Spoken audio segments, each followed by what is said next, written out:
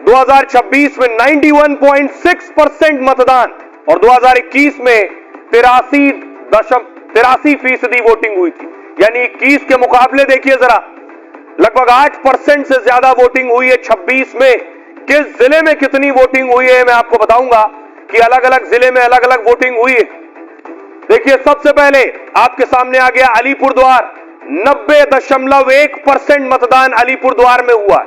बांकुरा में 91.2% वोटिंग हुई है।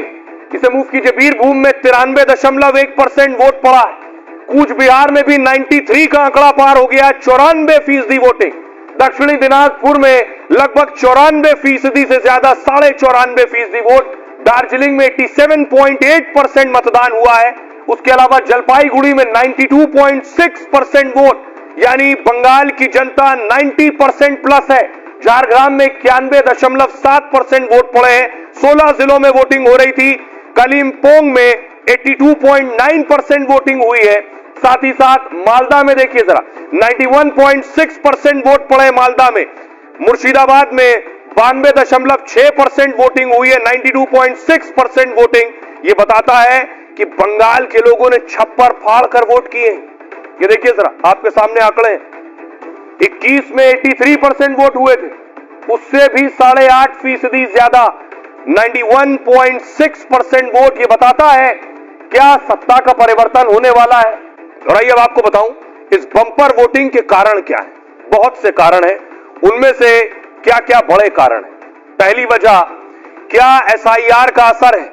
मतदाता सूची में संशोधन हुआ तो 89 लाख नाम कट गए, 89 lakhs, मतलब वोटर लिस्ट से करीब 11% वोट घट गए। तो क्या एसआईआर से वो नाम हटे जो वोट ही नहीं देते थे। इससे हुआ क्या इसी वजह से वोटिंग प्रतिशत में बम्पर उछाल आया है।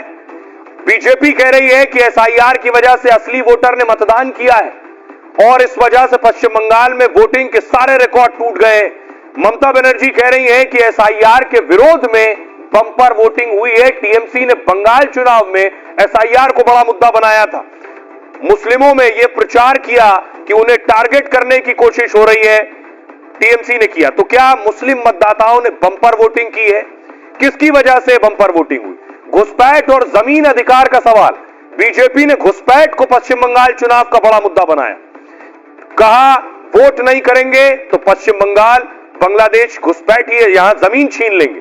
क्या इसलिए सूरत समेत कई शहरों से बंगाल के लोग वोट देने उमड़े हैं। हाल में करीब 5 से 6 लाख लोग ट्रेन से सूरत से निकलकर पश्चिम बंगाल पहुंचे, दूसरे और शहरों से पहुंचे। इनमें बंगाल के मालदा, मुर्शिदाबाद, बर्धमान के भी मजदूर मौजूद हैं। क्या वो इस डर से लौटे कि बंगाल में अपनी जमीन अधिकार छिन जाएगा उनका।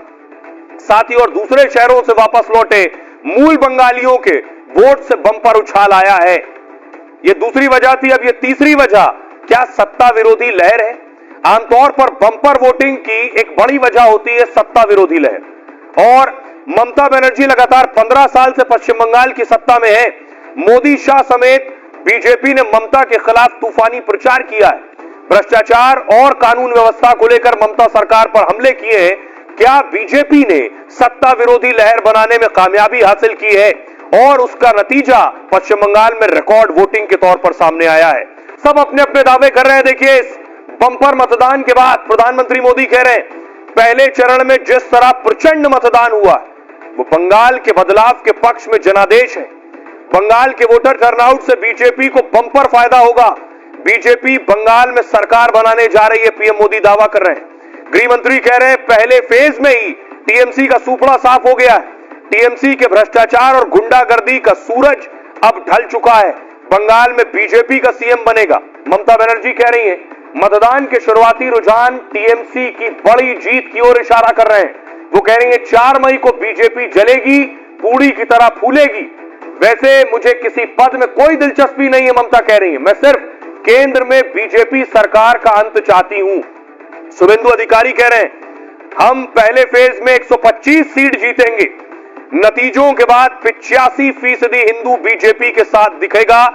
दूसरा फेज भी हमारे लिए मुश्किल नहीं है, बस गुंडागर्दी को काबू करना होगा।